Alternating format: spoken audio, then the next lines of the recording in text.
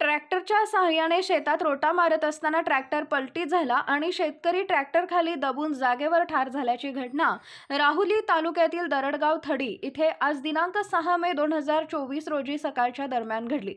संजय सीताराम जाधव वय वर्ष 43 हे राहुरी तालुक्यातील दरडगाव थडी इथे राहत आहेत। येथील मुळा नदीकाठी त्यांची शेतजमीन असून संजय जाधव हे आज दिनांक 6 मे 2024 रोजी सकाळी 10 वाजे दरम्यान त्यांच्या शेतात ट्रॅक्टरच्या साहाय्याने रोटा मारत होते। यावेळी ट्रॅक्टरचे चाक बांधावरून जाऊन ट्रॅक्टर पलटी झाला आणि संजय जाधव हा शेतकरी ट्रॅक्टर खाली दबला गेला।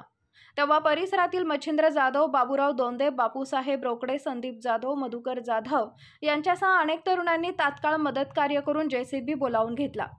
जेसीबीच्या सहाय्याने ट्रॅक्टर उचलला आणि संजय जाधव या शेतकऱ्याला बाहेर काढले।